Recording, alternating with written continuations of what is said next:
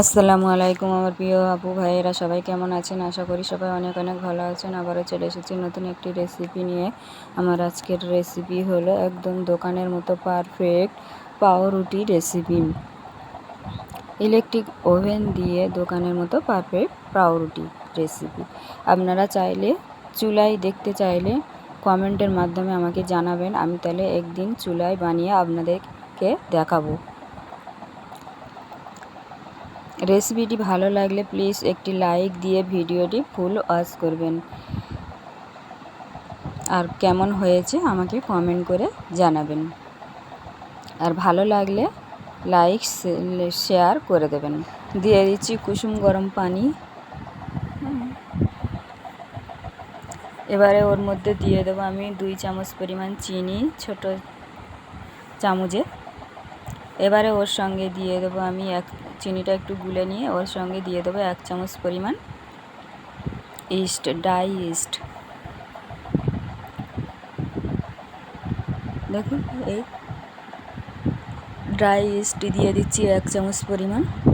দিয়ে এইভাবে ভালো করে একটু ফেটে নেব।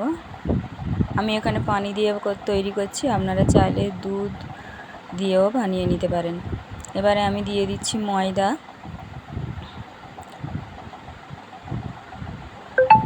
দিয়ে দিয়েছি 250 গ্রাম। দিয়ে দিয়েছি স্বাদ মতো অল্প একটু লবণ। আর পানিটা আপনারা আপনাদের পরিমাণ মতো বুঝে সুঝে দেবেন। এবারে এইভাবে যখন হয়ে আসবে তখনই আমি এর মধ্যে দিয়ে দেবো অল্প হাতে করে তেল নিয়ে আবারও ভালো করে মাখাবো। মাখানোর পরে যখন দেখবে হাতে লেগে আসছে না, তখনই ভাববে মাখাটা রেডি হয়ে গেছে। আমি এখানে 4-5 মিনিটের মতো ধরে মাখিয়ে নিয়েছি। যত ভালো মাখানো হবে ব্রেডটা তত ভালো তৈরি হবে। দেখুন এবারে আমার হাত থেকে ছেড়ে যাচ্ছে, মাখানো হয়ে রেডি হয়ে গেছে। এবারে আমি আপনাদের দেখাচ্ছি। এটাকে এবারে আমি রেখে দেবো আধা ঘন্টার জন্য। একটু উপর দিয়ে একটু তেল লাগিয়ে এইভাবে আমি এটা আধা ঘন্টা ঢাকা দিয়ে রেখে দেব। ফিরে আসছি আধা ঘন্টা পরে। দেখুন ফুলে ডবল হয়ে গেছে। এবারে আবারও একটু এইভাবে হাতে তেল লাগিয়ে বা ময়দা লাগিয়ে নিয়ে ভালো করে মেখে নেব।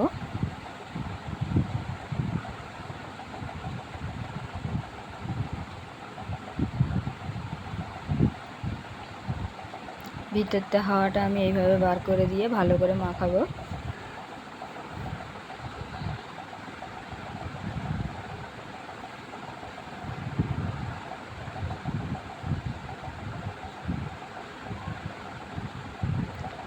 ময়দাটা আমার মাখানো হয়ে এইভাবে হাতে তেল লাগিয়ে মাখাতে হবে।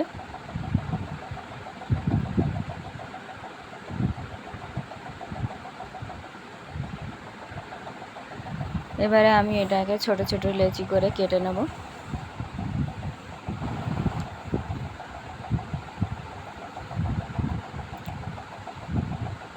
সবগুলো এইভাবে একই মাপে আমি কেটে নিয়েছি।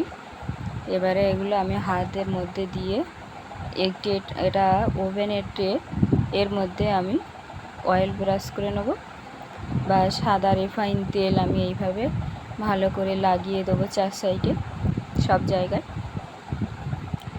লাগানো হয়ে গেলে এটাকে আমি রেখে দেবো এক সাইডে। এটা রেখে দিয়ে এবারে আমি এইভাবে একটা করে আটার বল নেব, নিয়ে হাত দিয়ে একটু তেল লাগিয়ে ভালো করে এইভাবে করে একটু মুড়ে নেব।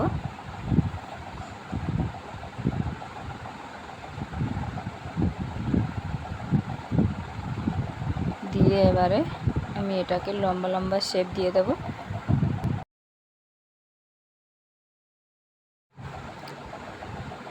এইভাবে হাত দিয়ে এইভাবে করে একটু বড় লম্বা করে সাইজ করে নেব, নিয়ে এইভাবে ট্রের মধ্যে আমি দিয়ে দেব।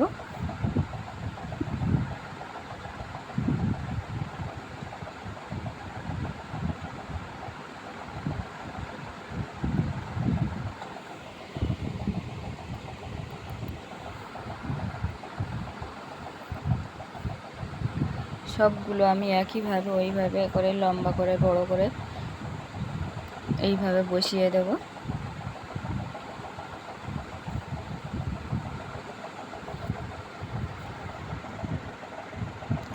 লেগে না যাওয়ার জন্য একটু তেল দিয়ে দিচ্ছি। সবগুলো ব্রেড আমার এইভাবে লম্বা লম্বা করে আমি বসিয়ে দিয়েছি।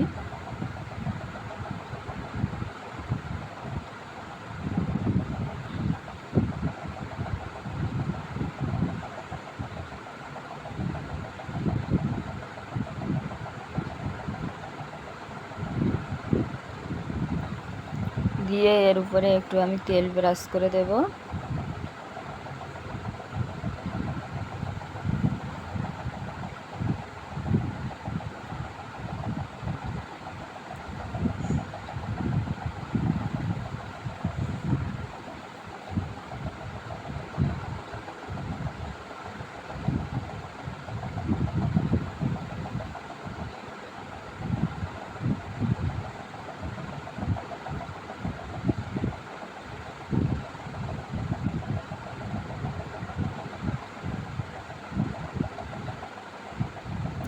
তেলটা আমার ব্রাশ করা হয়ে গেছে। এবারে আমি এটাকে ঢাকা দিয়ে একটা গরম জায়গায় রেখে দেব।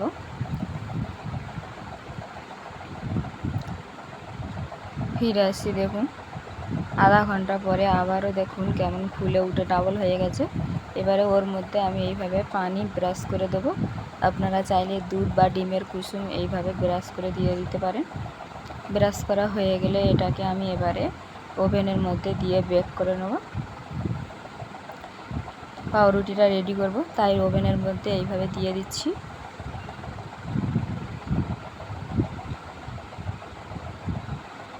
ওভেনের মধ্যে দিয়ে দিয়েছি, দিয়ে এটাকে আমি এবার ঢেকে দিয়ে 20 মিনিট 180 ডিগ্রিতে 20 মিনিট বেক করব। 10 মিনিট উপরে হিট দেবো, 10 মিনিট নিচেতে হিট দেবো, দিয়ে আমি এটাকে ব্রেক করে নেব।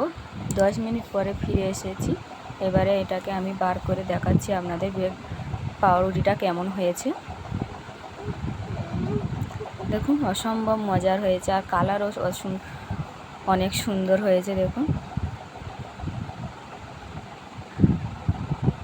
একদম পারফেক্ট দোকানের মতো যে লম্বা লম্বা পাউরুটিগুলো পাওয়া যায়, দেখুন সেই রকমই একদমই।